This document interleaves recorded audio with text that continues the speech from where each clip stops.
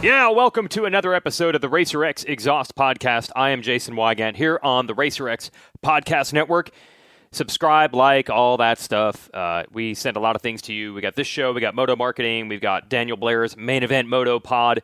Got a lot of cool things coming your way at RacerX. Go to racerxonline.com/Weege, W-E-E-G-E, and you'll be in the running. It's still going to win a Specialized Turbo E mountain bike. E mountain bikes are awesome, full stop. If you haven't ridden one, then maybe you don't like them. If you have ridden one, then you do. That's pretty much how it works. And also subscribe to our RacerX newsletter. We'll send you an email every time news breaks. And also you'll get signed up for our TGI Free Day. Every Monday we post a prize. Every Friday we give that prize out to one of our newsletter subscribers. So go to racerxonline.com/newsletter or just look at the newsletter link that we put in the middle of every single story online. Why would you not want free stuff? Of course, the OG sponsor of this show, that's Yoshimura, still on board. We're, well over 2 years into the Racer X Exhaust podcast. Yoshimura-rd.com for all of your exhaust needs and yoshimuracycling.com for the new cycling line. They got some kit. They got the Chileo pedal. I have a mountain bike that now has one old clip pedal stuck on one side. And then you remember when I had a flat pedal on the left? Well, that flat pedal fell off. I'm unable to get it back on, so now I'm totally screwed. It looks like somehow all the threads came out of the crank. I had this brief time of like 3 weeks. I had all these weekends off with Supercross, and I started to actually succeed at some of my garage projects. Then I went to Utah. Then we had our hands full where every weekend was a race, and I didn't go to the garage for several weeks, and next thing you know, I've flowers for Algernoned it. Do you know what that is? Do you know what Flowers for Algernon is? It's this old book that we had to read in elementary school. A dumb guy takes this pill, he gets smart for a little while, and then they find out the pill doesn't last, and then he starts getting dumb again. So that's kind of me. I had a Flowers for Algernon moment. For about 3 weeks in April, I actually got good at fixing things, and now the things I fixed are starting to fall apart. It's sad. So they got a Chileo pedal. That's my point of that. They have really good flat pedals, but if you don't have threads in the crank, I don't know if it matters. Get your bike fixed, everybody. So on this episode of the show, I'm going to talk about MX SportsCenter, which is the old show we used to do at Loretta Lynn's. We did this show for 6 years, I think 2005 through 2010, and it was a highlight show. It didn't seem like a big deal now when I tell you this, but the idea of a motocross highlight show of any kind on the internet did not exist. Not from Supercross, not from motocross. Hard to believe the amateur race at Loretta's was where it happened first. And it did. And it happened despite technology basically saying this couldn't be done. What we're going to do this year is actually bring it back. 15th anniversary of the first time. So myself, Wes Williams, our shooter, and Kevin Kelly, my buddy, my fellow announcer, my fellow host, we're going to bring the shows back. Go to Vurb Moto's YouTube channel. And I believe they're posting all the 2005 episodes, all of them on YouTube. You can see how terrible Kevin and I were at hosting and compared to where we are now. How much better looking we are now, oddly, even though we were in our 20s at the time. And everything is better now, but the rudimentariness is actually kind of interesting. And also interesting is the Murderers Row lineup of talent in 2005. It is really cool to see Barcia and Tomac and Dungey and Anderson and Villopoto, Jason Lawrence, all through their amateur years, knowing what we know about them now. So this episode, I just called Kevin and Wes today to talk about how difficult it was to do these video shows for the first time in 05. Some really funny stories with two of my buds and a little preview of what we're going to work on next week. I don't know how many episodes we're going to make next week. I don't even know where we're going to post them. If we were to plan too much in advance, it would actually be exactly the opposite of what that show is supposed to be. We just kind of wing it. The Vurb YouTube channel and the Racer X YouTube channel, the shows will be on there in some way, shape, or form next week because Loretta's is coming. All right, here is our show. Wait, hold on. Got a couple other sponsors. Thanks to MX Tech Suspension, manufacturing professional aftermarket suspension for riders who want excellent comfort and control. Their quality engineering is based on a lifetime of specializing in dirt bike suspension. They developed the Lucky Fork, which features dual springs, dual cartridges, hot valves, and is ultra lightweight. MX Tech utilizes the latest technology and coatings to deliver max performance while maintaining lightweight. Go to mx-tech.com. And also Psychic MX, a full-range motocross brand, from engine internals to your everyday wear and tear parts. From your weekend warriors to your full-on race guys, we have everything you need. Go to psychicmx.com or visit your local dealer. And finally, a shout-out to Evil Coffee. They sent me some of the Racer X Deadline Blend coffee, and I have to admit, it is better than the super cheap stuff I usually buy. My local supermarket, grocery store, Harris Teeter, every once in a while they run a deal. Buy 2 bags of coffee, get 3 free. Gives me 5 bags of the store brand coffee. And my goal is to get those 5 bags to last me the final 5 months of 2020, to not pay for any coffee for the rest of the year. But now Evil Coffee has sent me a bag, and now I know how bad the store brand coffee is. Go to evilcoffeecompany.com. You can even subscribe, and they'll dump it on your doorstep in a bag once a month. High-end coffee is good. Who knew? I don't have high-end anything. All right, let's get into the show. Who's making noise? My gosh. That's my wife doing dishes. Oh, really? I'm on vacation, bitches. He's all like, oh, I'll take this call, no problem. Like there's no big deal. He's leaving out certain details. Dishes have to be done. I think you guys actually know where this started. I know it's 2005. Kevin kept bragging about this 17-year-old kid who was shooting videos at his track. So which one of you wants to field this? I guess, Kevin, where did this idea of doing this come from? SportsCenter for sure. ESPN SportsCenter and, MX Sports. I was like, man, this is MX SportsCenter, so pretty simple. The radio stuff was going. We were 5 years into my little radio show. You were doing TV stuff, so I was like, man, we got some dudes that can host it. We have some 17-year-old kid that can probably pull it off, technology-wise. And that was the year that Verizon gave us one of their crazy hotspots that the public didn't even have. I don't even know how we got our hands on it. Some rep sent it to us. You remember that, Wes? I don't, but I wrote in the blog today that it was funny you guys went up there to test it out, and what's funny is there's no service at the ranch to this day, much less, I'm sure, in 2005. So even though you guys got this like crazy high-tech Verizon thing that no one else in the world had, I'm pretty sure it was worthless to us. 100%. Yeah, so we got the idea to do it. And I was like, I'm going to call Wes, see if he can pull it off. And I'm sure he'll lie to me saying he can do it, and then just by sheer effort, we'll reel it into existence. And let's preface this. There was no such thing as YouTube. Like Racer X Films, I don't even know existed. Like, I had been doing Go Creations and uploading like Windows Movie videos to WMV files to my Go Creations site for the previous few years. So, like, I think we knew how to get dirt bike videos online for people to watch, but we had no idea how what a does it look like. Right. In like a 17-minute file that 10 or 20, 100,000 people on Racer X were going to have the access to. Like, I'd never had that kind of promotion or marketing or whatever, so I don't think any of us knew what was in store. So yeah, exactly. So basically, that kind of paints the landscape as to what the online world looked like. So we were like, I think we can do it. It seems so cheesy to go, I think we can do it now, but man, it was like very sketchy to pull it off. So I called Wes, asked if he could do it. He lied, said yes. And then we called Tim. He was super stoked about it. And the rest is history, man. We went and got that Verizon thing, which I don't know how it ended up with us. Drove all the way up there. Yeah, so this is the best part of the story. It. So we need this Verizon thing to work because that's how you're going to upload. There's 2 things that have to happen. We have to have someone who's good enough to shoot and edit and get a show done daily, which is not done yet. But more importantly, you have to be able to upload it. So you think you have this Verizon thing that's going to get the job done. And go.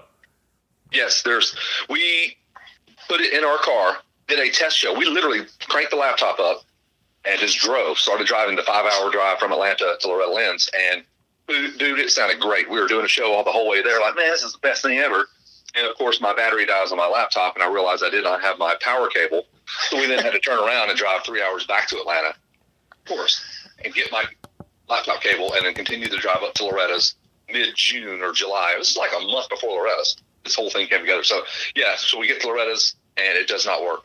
Like, boom, radio silence when you hit that 20 acres of whatever up there. So Yeah, so between the 5 hours between Atlanta and Loretta Lynn's, it worked for 4 hours and 59 minutes, and then the final minute.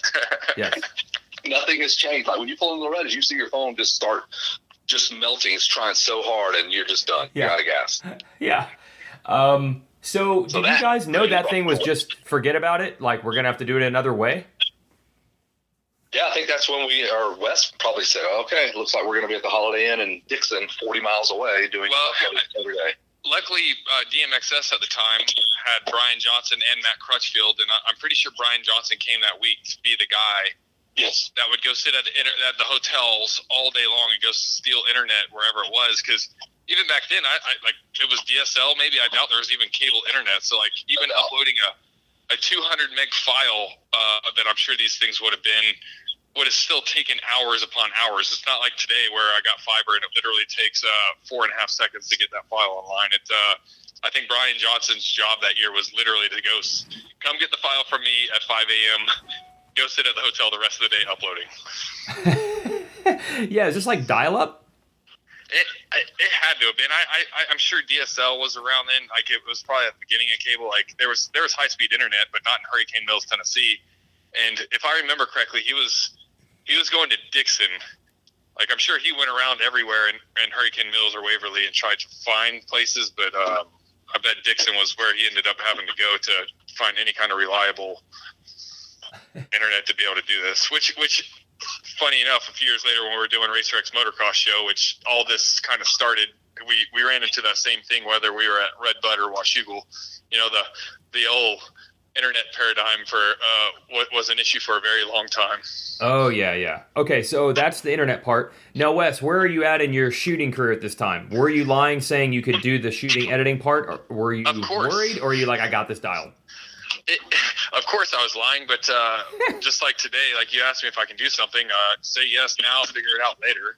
I think that's always kind of been my mantra. So I think Crutchfield was the DMXS intern and my best friend at the time, and we'd been kind of doing a bunch of video stuff together. So I think on the editing and shooting side, I knew we could accomplish it. But as far as like editing something same day and then doing voiceovers and all that kind of stuff, we were definitely in uncharted territories for us. But again, I think I knew technologically we could put all the pieces together. It was just how to get it online, what even host it, like how do you get it to whatever host that is, and there's probably a lot of questions on that side. But what's funny is I don't even remember game planning any of this. Just I was at Ponca City the week before, so I showed up and my box fan was broken down. Crutchfield was pulling it in on the hillside in front of the announcer's tower. And it broke down as he was pulling it in. And if you guys remember, it was like at a 45-degree angle. Yeah. Yes. And we had no way to level it out that whole week. So there was like 4 or 5 of us sleeping and editing in there.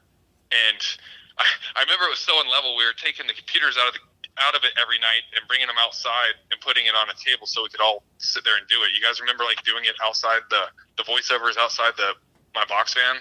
Yes, I didn't know why. I didn't know why we were doing them outside. I think we were doing it because it was so unlevel. You guys were like, we can't stay here.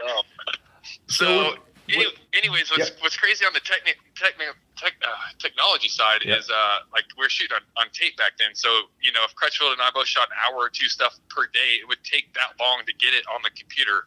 Oh. So I'm sure you guys remember by the time we actually had the clips edited, it was like 1 a.m. You guys were like 19 beers deep, and you go from the stand-ups that you guys got, very articulate and nice, to very slurry word highlights. Oh, so, yeah, it was so late. And, okay, you had covered the amateur scene hardcore already. Vurb is not a thing yet, right? Is it just... No, we're still 2 or 3 years pre-Vurb. But you at least knew the riders, the classes, what you needed to cover, and that was the cool thing. Since there was not internet at Loretta's at this time, no one had ever really seen the race. Like, Kevin, I know you and I discussed this a million times. It was kind of like if you had never actually gone to Loretta Lynn's, you had never seen it. Maybe Moto World covered it a few times in the 90s with like a 3-minute highlight reel. But for the most part, I feel like it was the first time anyone was ever going to see this race on video. Well, outside of like Terra Firma and Mini Warriors, which is where I fell in love with it. I like seeing clips of Michael Essie and James Stewart Davey Millsaps riding around that place was just unreal, right? So, dude, Terra Firma showed like 90 seconds of it. I know, right? Yeah. But it was definitely the first time anybody could actually. It was a 17-minute show from the ranch with highlights of Ryan Dungey and Zach Osborne and Austin Stroop and Trey Kennard all riding together. Like, that had never been done. So, go ahead. There was no, like you said, there was like the Zapruder film of motocross events because there was no service. You couldn't even, they had to bring 1-800 Collect had to bring a bank of phones out there so you could call your family during the race because you couldn't get any cell service to call anybody. So yeah, it was black hole technology. Nobody had ever seen it. So any legends seemed bigger when they came out of the ranch because there was no film footage to really prove it that you were lying. That's right. So yeah, we start putting it together. So Wes, you actually have all these. You're going to be able to post all these. I know some of them are around, but you actually somehow in 15 years have all these shows.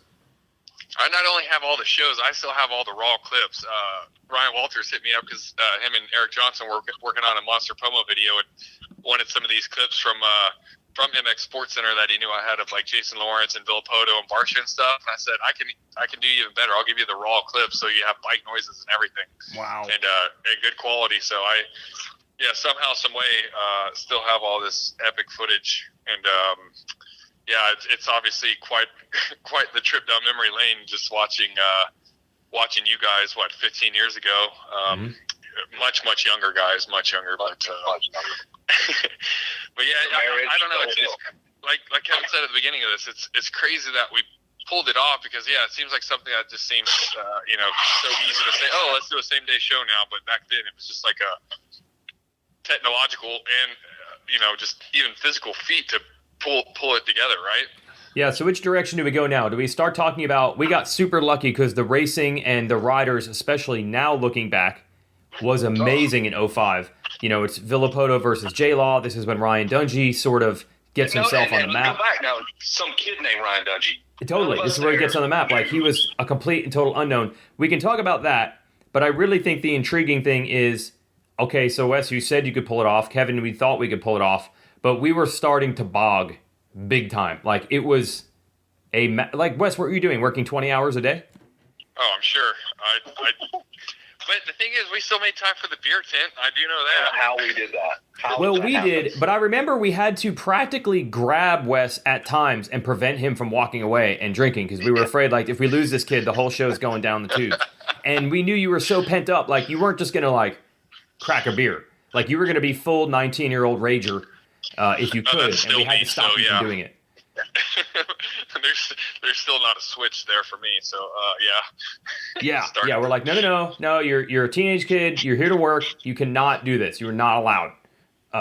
Kevin and I did. Well, though. hey, on that note, like, I've never heard your perspective of this because I've talked it to death with Kevin, and a few people have brought it up on podcasts before, but I don't know that I've actually ever asked you, like, what's your first memory of it, and like, did you know anything about the amateur scene, and what made you confident in saying, hell yeah, let's do this? This is the worst thing I could ever recommend anyone doing. I was literally just putting my faith in Kevin, which is probably not good life advice, right? Like, he had been telling me about this 17-year-old kid, and he had been pumping you up for a long time. I mean, so how long had you been shooting videos at Kevin's track in advance of this? Shoot, I mean, probably 3 years. I started at the end of 02, so yeah, I've been around the old Bremen scene for a minute. Yeah, so I feel like Kevin had been telling all along, like anyone he could, like, there's this kid that's really good, and if he gets a shot, he's going to knock it out of the park. So I kind of already had that in mind. And then let's not forget, we had the full DMXS staff, so we did not just have Kevin. We had the steady leadership of David Iser, the most organized, militant person we know. So he was involved with the show, too. He was on the show, and I felt like, hey, DMXS has been around 5 years. It's been a success. This is the guy they're signing off on. I didn't really have any worries. And as far as, I knew it would be long hours, but, dude, at that time, at that age, that's what we expected. Like, working 24/7 was like what we were signing up for no matter what the thing was. So I really wasn't worried, although I don't really know. How does Iser factor into all this on your perspective? He was just there, and he would go do like the 17-minute interviews with guys. I remember, and maybe that wasn't until 2006. I haven't watched the Wednesday through Saturday show yet from 2005. So I don't know when we introduced the Iser interviews, but I do remember they were like the longest interviews on earth. But Iser became like the conduit between like Tim Cotter and Davey and everyone at MX Sports. He was like the in-betweener because he's Mr. Organization. And that was both good and bad for us. Right. Overall, it was great, though. It's been great for the show, and it's great for anything you need to get done. If he says, hey, I'm going to go handle this, you can just move on to the next project because it is 1,000% done, and it's done better than you had even asked him or wanted him to do, period. I think we knew then, like we were doing something that, I mean, we're probably fired up by that. I know I was. I'm like, oh, we know we're crushing everybody right now. That was motivation for me. Did you feel that way, Wes? I think, as a kid, I was pretty ambitious.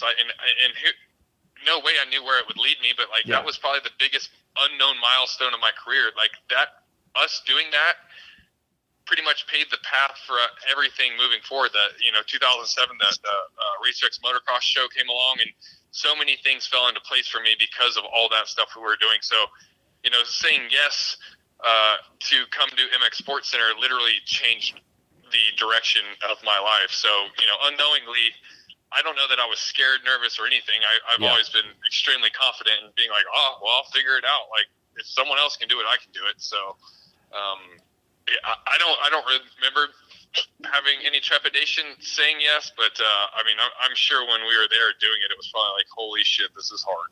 Yeah, but I think all of us were thinking this was Kevin, you had wanted to announce that race forever.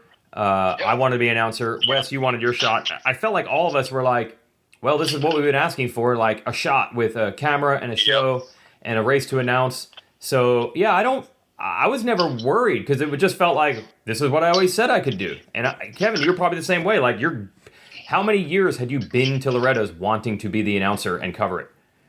Oh, man. And that's where I got everything that happened to me, like you're saying, Wes, is because of Loretta's. And I preached that to everybody. Like, I did my show because of a show I heard at Loretta's that they did in 1993, the Fox radio show. They did it from the tower. And I'm like, dude, this is I was miserable there. It was so damn hot. And I stayed all day watching every moto. And then I stayed till 10 o'clock at night to hear Jeff Hemming and Bradshaw and whoever else they had on the program that night that Davey and Pete Fox called. So my show came from it. So, yeah, of course, man. And if you watch dudes get rides there, like Shane McElrath got a ride under the tent because he finished top 10. Like, just the shit, the place is magical. And it really is. I absolutely wanted to announce that race since 93. Right. And so were you announcing that year, or did you get your shot to announce because of that show? I think we announced in 05, right? That's what I think it all came together at once. I think we were doing so before there was MX SportsCenter. So, yeah, Radio Fox was like the hot thing in the 90s. And then when I first got to Loretta's, which I think was 01, 02, it was kind of fading. Like, I think the older people, just felt like hanging out and they didn't want to do the heavy lifting for Radio Fox. So I remember in 02, Scott Taylor from Fox and Davey being like, yeah, we did it Monday and Tuesday night. If you want to keep it going and you can get some guests, go ahead, have at it. And I was like, hell yeah, I am. And I remember I think the first guy I interviewed was Ryan Sipes because he was a B rider. And I think he was the first champ, like the first set of motos in 02. So I was essentially doing Radio Fox kind of by myself. And then, Kevin, we got you there. And the next thing you know, it's me and you doing Radio Fox. So I think after we did that for 02, 03, 04, I think Tim Cotter was eventually like, yeah, why don't you just announce the whole thing? So I think we had signed up to be the announcers. And by the way, I think we still did the radio show and MX SportsCenter for a little while. I think so. I think we did. It would be announced all day. We'd shoot stand-ups for Wes, so we still had daylight. That was like 7 to 7:30. Then like 7:30 to say 9 was the radio show from the tower. Then highlights whenever Wes had them done, and then back to the tower at 6:30 in the morning. But that's what like I'm saying, that's what we said we wanted to do. Like, give us the shot. That's too cool. Yeah. And I'm sure I have no problem doing that right now. Like, it's still, even with our lack of work, that's still the busiest, hardest week of the year in terms of announcing a motocross race. Hands down, I do a million amateur events, and that one, it crushes you by the end of the week. But I just recharge 360 days later, get ready to do That's right.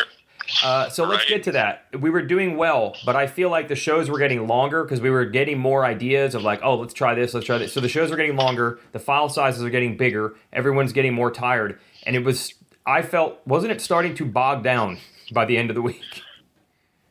I think we all were, but we were still so excited. If you go back and watch the clips I've already been posting, like the problem was y'all stand-ups, like we're in the middle between the motos, like you guys would just ramble for like 4 minutes.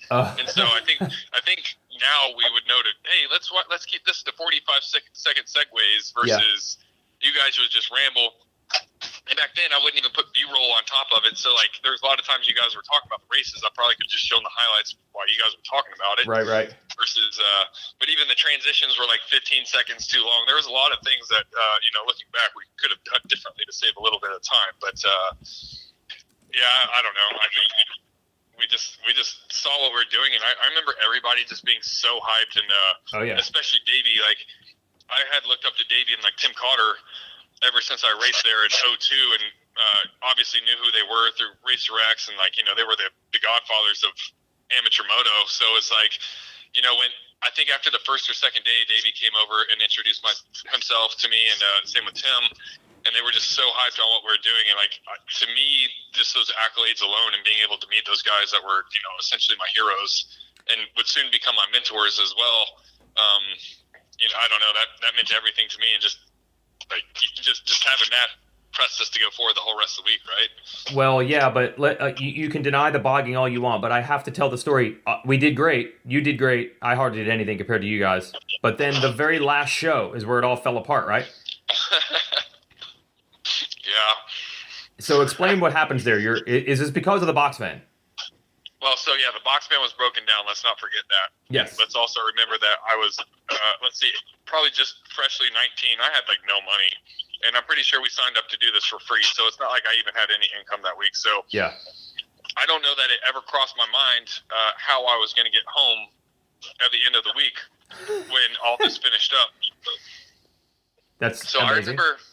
I remember sitting there with Crutchfield in my box van, and my buddy Ben Bixby had sent me Oregon Trail, if you guys remember that, like the shittiest old game that you could play on the computer in elementary school. But anyways, I was sitting there like Sunday or Monday after the event, just playing Oregon Trail, and I get a knock on the box van door, and Rita Rita, Davey's mom, and she's like, "Hey, what are you guys still doing here?" And I was like, "Well, I can't leave. My box van's broke." And she's like, "Wait, what?" And so, anyway, she went and wrote me $1,000 check and paid for my box van to get towed to the Ford dealership. So, in the process of all this, like, I don't have any cell service, but I think when we finally got to the interstate, my phone started ringing off the hook, and David Iser was absolutely livid with me because I had not been in touch. The final show wasn't up, and nobody understood that I had no way to get around or whatever, but from the top, I remember the story being, you pull over and you get that show online right this second. Well, it was the money quote was, "I will not have someone put my balls in a vice." Yes. Balls in a vice. That's word for word what was said. Yeah, because Iser had told Tim Cotter and Davey and everybody, like, you can trust us, this show will get done. So I guess what happened was, Wes, is I guess Brian Johnson and everyone who was helping upload for the final day, everybody goes home, and then it's all on you? Yeah, I guess. I don't really remember how it worked out, but I legitimately just remember sitting there playing Oregon Trail when Rita knocked on the door. So I don't know the timeline or how it worked, but I guess that I would assume that would be it, because we probably stayed up all night Saturday, like finishing it up or whatever, and then Sunday everybody had been like, "Sweet, we're out," and I was there by myself. Yes, I'm watching video day 2. Yes, 3 minutes is our intro before we get to highlights. Good job. And I must have talked for 90 straight seconds before I even threw it to Kevin. So, again, good job. Going back and watching those, it is painful because I mumble and I say the dumbest stuff, and I'm like, I suck so bad. I still suck. I'm just not that guy. That's just not my deal. But I was so pumped to do it and so excited. And you know what gets me going is the silliness anyway. Like, you could screw all the highlights, all the fun stuff. To me, all the lifestyle stuff, the pieces and the stuff that David did, going and trying to find Mario Izzy or Nico Izzy, all the fun stuff is what really motivates me to go back and stay up till god awful hours of the night. Yeah, it was two things. Yes, it was the highlights, but it always had to. We always go too far, skewing to the goofy side. So yeah, I remember Iser was in a golf cart interviewing Nico Izzy while Izzy was training because Izzy was so hardcore with the fitness back then that he couldn't stop for an interview. And then you guys had remember the one year the DMX experiment? Yes, I love that. Yeah, that was Iser seeing if he could get on the track without qualifying, and then getting free gear and getting free bikes, and then just getting absolutely tackled. That is real. The only person we told about it was Davey Coombs. We're like, look, dude, we are seriously going to try to sneak out on this racetrack. We're going to chronicle it. And we literally stole the dude's pair of boots. And then we came back and threw them in his tent. We just came and got him. Nobody was there. But then later on, we were driving by in a golf cart, and we just threw them at him under his tent. He was like, what the hell is that? So, yeah, like, how did you have them? Stole them. Yeah, so we did tons of goofy stuff for sure. We had the 1 year, remember we had our set. We had upgraded to a set. We had the table and like a plant. Yeah. And we dragged it everywhere we went so we could say we had a set. Yeah, that was 09. Yes, listen to this, though. I had a lady reach out to me. She goes, do you remember that fern y'all had at the whatever? I'm like, yeah. She goes, I'm the one that poured tequila in it and killed it. I'm like, oh, my God. She remembers like, we were this. in a tornado. Yeah, she's awesome. coming. Her son's racing in the B class now. Her son was a 50 rider at the time. Oh, that is great. Yeah, we had the set, the plant all week, and then at the closing ceremonies, Dean Wilson wins the Horizon Award, and we presented him with the completely dead plant as his gift. So yeah, we always had the goofy part. I want to always remind people that it's not just highlights. That would have been alone enough, but we just can't help ourselves, right? No way. Yeah, so that made the show even longer. Okay, so let's talk about the racing. I know that every year Loretta's is good, and every year Loretta's has like next day's stars. But 05 is like exceptionally good. Looking back at the results and looking back at these shows. First we had Villopoto and J-Law, which is as hype could get. Do you guys remember all that? Like J-Law was camped right by us and talking shit all week. Do you remember that? What's funny is I don't remember that, but him and Scott Sepkovic were down there in the Monster motorhome, weren't they? Yeah, they were right behind us. And he'd come over when you guys were editing. I remember this. You were editing footage of Villopoto, and J-Law comes out of the motorhome, walks up behind you, looks at the screen, and he says, that kid's a virgin.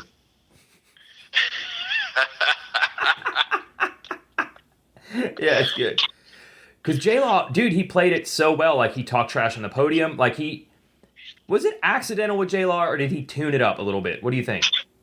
No, I don't think he tuned it up. Like I knew him before that, and I knew him after, and even the interactions I've had with him since he's been off the map. Like he hasn't turned that down at all. It's just all natural. Yeah, I think so.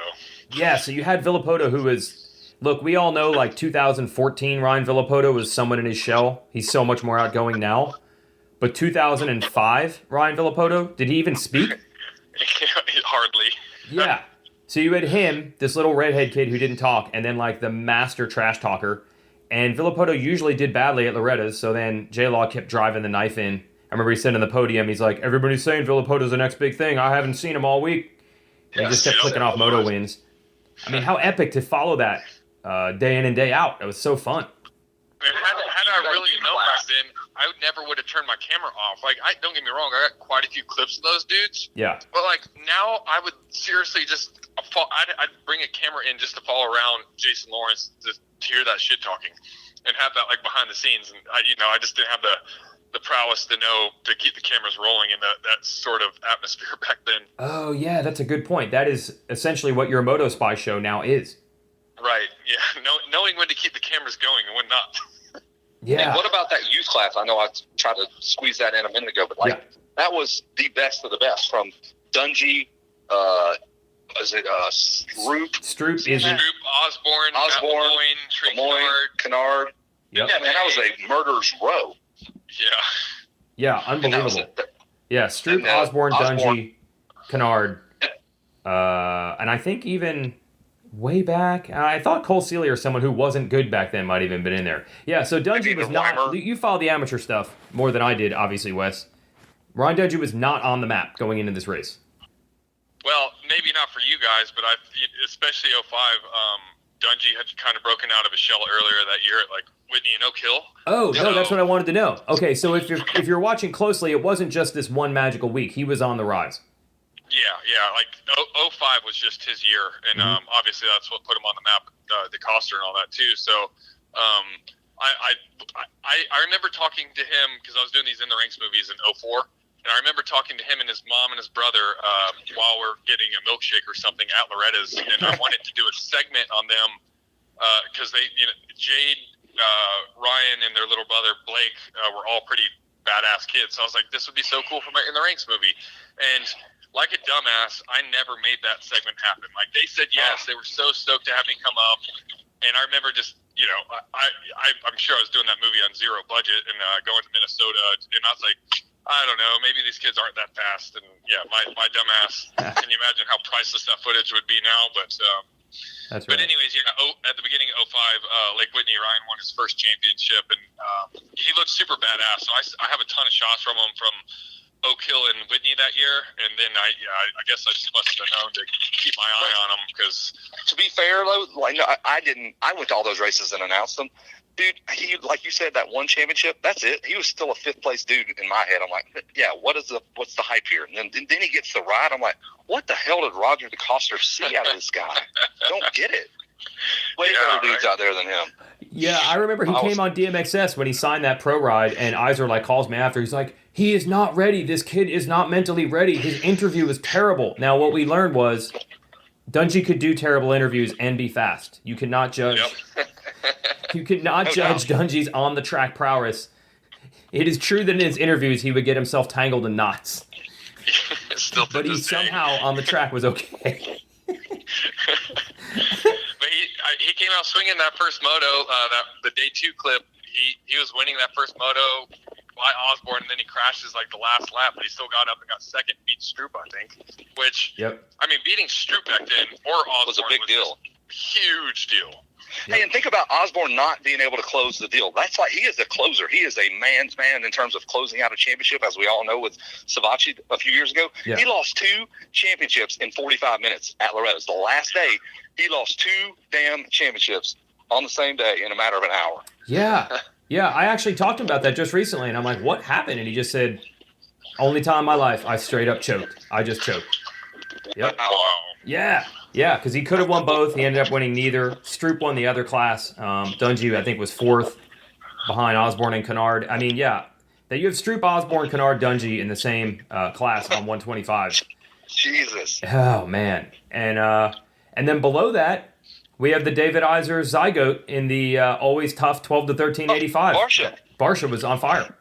He called him. He said, man, I saw this guy riding in a cornfield somewhere in upstate New York, and this is my dude. And I'm like, you're such a liar.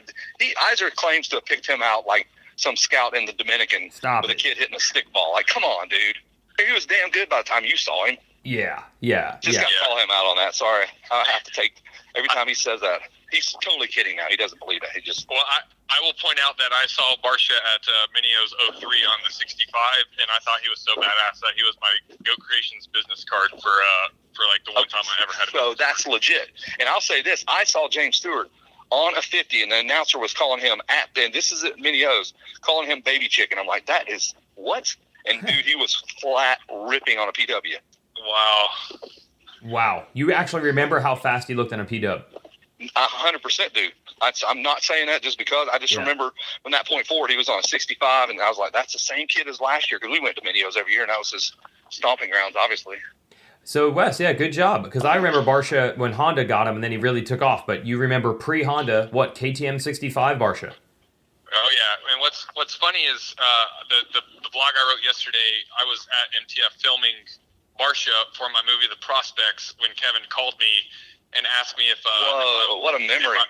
If I would do the show. I was at MTF, and I wrote my blog yesterday. But me and my high school girlfriend had broken up, and I ignored her all week, and I was hoping that when my phone rang, it was going to be her, but it was Kevin. I remember being super disappointed. Thanks a lot, dude. That's great. But I remember Barsha going by and you telling me you wanted to do this, and I'm just walking around the track at MTF super hot. And I was like, yes, let's do it. Wow, so I did not know that you were also drowning in heartbreak sorrows during this project. Oh, dude, yep. When you got back into cell phone service after 6 days at Loretta's, did you hope that one of the calls was from her? I'm sure. I bet she didn't call me. That is great. Just knowing how that story ended up, I don't think she called me. But it ended up right. You just got engaged recently, so everything happened out the way it should have. There you go. Just took 15 extra years. Okay, so Barsha wins 2 85 titles, and second in one of the classes is Eli Tomac. Yep. This is nuts, man. Yep. Oh, man, this is crazy. I feel like Barsha would get the better of Tomac. Tomac had trouble in the heat and humidity, I feel, back then. He'd be good. It's the exact opposite of Tomac now. Back then, I think he would fade when he was in title contention. Now it's the exact opposite. Yeah. Then he figured it out, but... Tomac didn't really start becoming the dude till 2010. He showed up to Lake Whitney 2010 and was next level. I think when he got on the Geico bike. Yep. Yes. And before he wasn't so good on the Honda when he initially got there on Mini-O's. He was not great, but by March, you're absolutely right. He was crushing it. I remember him going through that the whoop section by the road and just being 3 seconds a lap faster than everybody just through that part and just being okay, Tomac's going to be the next dude. Before that, he was always fast, but I don't know that he was so much faster than the Treadles or Izzy's or anybody. He was just part of the mix. But and his dad preached it. He goes, we're not sweating. He goes, we have a 10-year plan. He told me that. He goes, I'm not sweating this race, that race, this year. He goes, we got 10 years beyond is what we're thinking about. I'm like, holy shit, this dude's got to figure it out. Yes, because you always heard that he wouldn't even let him ride too much because he didn't want to get burned out. And it was 2010, they must have said, okay, time to start riding a lot. And then, dude, when he was in that last year in the B class, I think he was winning motos over Bogle by a minute. It was correct. Yeah. He set the record on that lap on the track too. You remember he broke a 2-minute. One of the first dudes to ever do it. Oh yeah. I remember. Yeah. At Loretta's. Right, but in 05, I mean, Barsha got the better of him. And then where was Anderson in the mix? You were just checking that out, Wes. He was in the 12-13 class with Barsha and Tomac, I think. So, or maybe he was. No, he was in one younger, I think. Right? Was he 7 to 11? Yeah. Yeah, I'm trying to click through these. Right. This is where my memory might get a little fuzzy. But what you mentioned was we have footage of him getting beat by, I think, Walker Brightwell. Yep, Walker Brightwell got the moto, win this moto in particular. But I think Anderson ended up winning both the titles this year, if I remember correctly. Oh, okay. I guess we'll find out on Saturday when I upload that video. Yeah. So let's see. Yeah, let's go through. You had J-Law versus Villopoto. You had the Stroop, Osborne, Izzy, Kennard class. You had Barsha, Tomac, Anderson. I mean, that's why, 05, what Anderson a year. Was 7-11. Oh, he was 7-11, so he was one group younger. 7-11 would have been Anderson, Brightwell, and Grant Ransdell, I think. Was another big name. They're pretty badass. Where was Alessi at? Was he already pro at this point? Remember he went seed? He went because he did from a super mini to. Gotcha. Yeah, that was the year. Remember when he's riding on the track and he's pointing to Stewart and Carmichael? Yeah, it's that Stewart came up and pointed to him. That was 04. That's okay. Yeah, he was on the line because Alessi did 4-stroke and something else weird that year. That last year at Loretta's. Yeah, that's the only regret, Wes, that you couldn't get this dialed in 1 year earlier. Because who cares about Alessi racing? The races were kind of boring, but that intermission, it's one of the greatest coincidences at this event's history. They always bring the factory guys out to ride next year's bikes. So they bring James Stewart out to ride the 2005 KX250. And it's like, Stewart on a 250. We've never seen him on a 250. It's going to be awesome. And it just so happens that Alessi is in the first moto after that intermission. On the gate watching. Yep, on the gate watching. And Alessi had been saying for months, we're going to go to Millville, believe the hype. We're going to kick everybody's ass. So, that didn't sit well with Stewart. So, Stewart would keep riding by the start and waving come on out. Let's see what you got, boy. And then I think Stewart quadded, headed to the finish line jump. He went off the track, he went past the banners and quadded the double-double before the finish on the 250. I do have footage of that. On a stock motorcycle, no pro riders were doing that. No, an A-rider had never done that. And this is Stewart on a stock 250. He didn't do it from the track. Like we said, he went off the track and did it, but it was super badass. Yeah, it was James Stewart at his finest. But hey, at least we got J-Law. At least we got Villopoto. That was good stuff. That's what's so cool. Looking back, although I guess isn't that weird when you get these Grant Ransdell, Walker Brightwells, and honestly, you could even put Stroop in that group. There were guys battling with him, Ian Treadle, who unfortunately had injuries. we know all these guys, the 7 or 8, all turned out to be awesome, but then there were like 4 other guys who, at that point, you would have thought were equals, and it just doesn't always work out. Funny how that works. All right, I'm sure well, if we dug into these results even more, we'd probably see way more names that we just were like, holy shit, wow, that didn't pan out here. Oh, yeah, and that's, I think that was the cool thing. Like, no one, even then, okay, people probably heard of Barsha or heard of Osborne or heard of, certainly Villopoto and Lawrence, who were about to turn pro, and Lawrence had already done some nationals. They were all, like, on people's radar, but I think it was the first time people were watching them ride. Because of your dumb show. Yeah, outside of like seeing them in a few blurbs and Racer X that might have happened about Loretta's, but like Moto Playground would do a whole magazine dedicated to the event, and that's how I would always find out about it. But like, it wasn't videos, right? No, of course not. Right. But that's what I mean. Like those Orion Dungey was a star to me because I'd seen him Moto Playground the year before, or whatever. So it was. It's crazy, yeah. There was the information that people have now, the Instagram and Facebook and all the shit that you can see a million clips of every day from Loretta's. Like, just it was not existent back then. I do remember some days in the tower, Kevin, and you probably felt the same way. Like, I was pounding Red Bulls. I didn't even drink coffee or have caffeine back in those days, but I was getting desperate. Yeah. And there would be some times at like 3 in the afternoon in that announcer's tower, which, by the way, if it's 97 outside, the announcer's tower is like 89, right? It's a little better. But it's not awesome. And I just remember, like, closing my eyes and saying, I don't know if I can go any further. I can barely stand. I can barely see what's going on. I just remember being so incredibly tired at certain points during that week. Yeah, in fact, Wes had the box van at one point, and we would be in the back, and we'd lay down on the couch in the front. He had the editing in the back. Yes. And that's where we did our VOs, and he would come wake us up. Because, dude, y'all go sleep for a minute. I'll come get you. And I remember that. And I was like, oh, my God. Purple Haze. You got Ashton Hayes. Well, I cannot remember the 2 or 3 guys that would get. I was so tongue-tied on those little dudes. Gosh. Oh, yeah. Yeah, that's right. Because with the clips from Madison, I think we had the program, which had all the rider numbers. We had called the races, but they're kind of a blur when you have that many a day. So, yeah, we'd be calling these highlights and hoping that we didn't screw up. And then, sorry, guys, that's actually, that number 16 is this kid, not this kid. We ought to go back. Oh. Well, it's funny, this day 2 when your voices still sound good. So I haven't watched these since 2005 probably. So even every day I'm watching it, it's new to me too. So I'm curious at what point, which one of these shows we really start hearing you guys bogged down. Oh yeah. The last one, the age on your face. Yeah. We're like presidents, right? Like after these 6 days, we look significantly older. Yeah. I mean, dude, I was young. I think I was 26 or something at the time, but. Wow. I was 36 by the time this that week ended. Gosh. Yeah, it ages you like a dog. Like you literally aged 7 years. When was the last year we did it? We did one other year. Wes, eventually you were out, and then we did one year with Austin White because the show was still like a thing that Loretta's wanted to have. But what was the last year you did it, Wes? I think 09 would have been the last year for Loretta's because the next time you guys got Austin White or Matt Francis for a few years, and then once 2011 rolled around, we were doing all the Red Bull work, so we were doing Road to Loretta series and all that. So we wouldn't have had time to do the SportsCenter stuff. So yeah, that's why I figured it was Vurb's coming back. MX SportsCenter does too, right?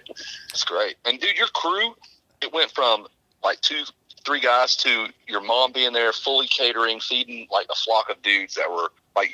And you should follow up and talk about what that event did and how many kids wanted to be a part of your crew and how it got so big and people wanted to do it. Yeah, how many people, I always joke about you in your chair with all these screens and kids sending you videos and you being like, ha ha ha, send me your files. So yeah, that had to have inspired so many kids to be like, dude, I want to be part of that video crew.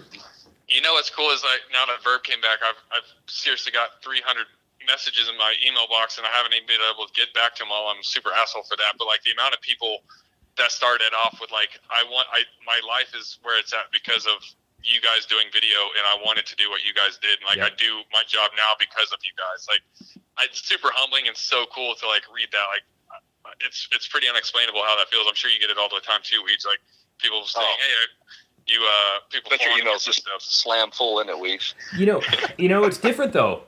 Your situation's different. Like, you started a company that did videos, so you had room for all these guys. Like, I don't have room to hire like 12 full-time staffers at Racer X. So yours was different. Yours was like, if I could get, and by the way, people do not want to write. They do not want to write stories. They don't. No one wants to write. No. So no one's coming at me saying like, I want to run the Racer X website and write 12 stories a week. But for you, oh my gosh, everybody wanted to do videos for Wes Williams. Yeah. That is true. And even now, you can find plenty of people that love shooting photos and love shooting video, but yeah, writing is definitely a whole nother debacle. And everybody that asks me on the video, so I was like, hey, how do I get in this better? And I'm like, learn how to write. That's always my answer. Oh, like, and then they walk away. If you can be someone that can shoot video, shoot photos, and write, you're priceless. That's it. So what do they walk away when you say that? Yeah, usually. Yeah. They're like, okay, I'm not going to email back now. Yeah, I do remember you having a pretty big crew. I don't know what years, but eventually you had like a pretty good staff almost. Well, to this day, like, I still have an epic network of people. Like, we're doing the TKO Red Bull Signature Series show mid-August after Loretta. Actually, it's the day after the Loretta Lynn's National. So, believe it or not, like, I still have even 15 people in the Southeast that I able to contract that from 2002 to current guys. I still have such a huge list of names. And then once you expand it to my the U.S. network, I know a lot of people that love to shoot video.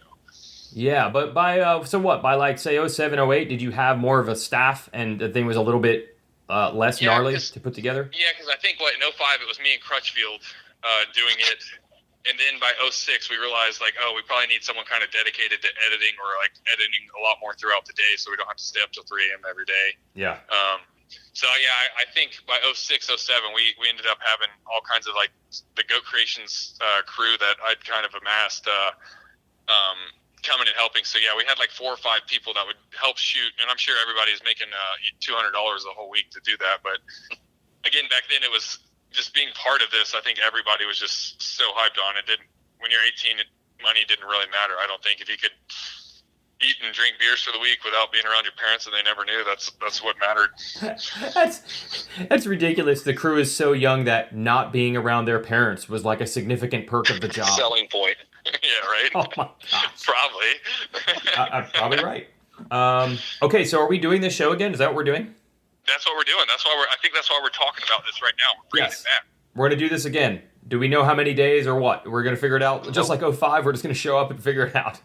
Yes, I personally love that. I said that's my mantra at the beginning, and it still is to this day. So, let's say we're doing it, and we'll figure it out when we get there. Okay. One year we did do a storyboard. Remember, we had a cabin and we went up there and we laid it all out each day, and that was pretty cool. Like, we had it all kind of sorted out. That was good stuff. Those were the Robo Rob days, so I think that was like 07, 08. That was probably the best and most hospitable trip I've ever had there because, they gave us the cabin and we were all working out of there. And we had our own shower and bathroom and kitchen. It was so badass. Like, you guys still live that life, but now I'm back relegated to the motorhome life now, which I mean isn't bad, but it's not cabin life on the hill. Hey, I'm just pumped that you're back. I mean, we missed, like, Loretta's is your thing. Sometimes I only see in the distance. What would we call him? The extreme chic, running around with the towel on his head. I'll be back in full force this year, baby. Okay. Yeah, dude. Every moto you're sitting there and then you go back, cool off in the RV. That dude, Wes is out there with a shirt on his head, shirt off, and pounding out motos. Like, dude, you got my respect the very first year. Like, you probably filmed 25 motos of the 33 a day. Well, remember when we did in 2009, we did the Loretta Lynn's DVD, we filmed every single moto. Ugh. Every moto, including the 50s. Yep. And I remember, I think we did like 4-hour shifts or something like that. So you would, what's that, like 2 motos per hour? So you'd go out there for like 8 motos in a row. God. Oh my gosh. And finally, we got the award. So at the AMA banquet, which Kevin, you still host these days. Well, they're not going to have it this year, but in most years, you're still the host of this banquet that's still around. It had just started. I think it was the second year of this AMA Sports. So it's the non-pro AMA events banquet. And they gave us the award for MX SportsCenter for like best media in the sport. Yeah, and I was the only one there. So I accepted the award, and I still have it. I'm looking at it right now. That is so cool. I never gave it. Iser wanted it in the studio, I'm sure, so bad. Nope. We won too. We got one for our radio show, so Iser has that one. Okay. And then you have the one for our combined efforts at Loretta's. I have one for myself, which was really cheating because literally my job was to cover GMCC and Loretta's, which were like the two biggest amateur, not pro events you can cover. So that was cheating to win that award. Because I'm sure out of all the nominees, I was the only one who's like, it is my job and requirement to cover these races. I would be fired if I didn't. So thanks for the award. Right. Then the next year was MX SportsCenter, so I won the first two, although really I did the least amount of work, but I'm the one that has the award for MX SportsCenter. So thanks for that, guys. Oh, hell yeah. I'm glad I could contribute. Yeah. Hey, you know what? I should put it in my bag. I should bring it. I do have I found that video the other day. Remember the green screen? It was me, you, Crutch, and David accepting the award, Kevin. Yes. So that's right. We went up there to get it, but then they played our video, and we had pyramids in the background. We went to the Jetworks production studio and filmed it on a green screen. That's right. And we were in front of the pyramids. We said we were in Cairo, Egypt, and we couldn't be there for the AMA award. So dumb. So dumb. Didn't your right-hand man, Crutchfeld, Kevin, didn't Crutchfeld eventually get like a real TV job or something? Yeah, Wes, you can tell him. He works for Dan Turner Broadcasting, TBS. Yeah. Cartoon Network stuff.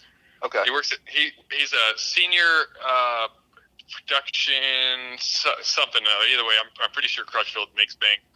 I've CNN.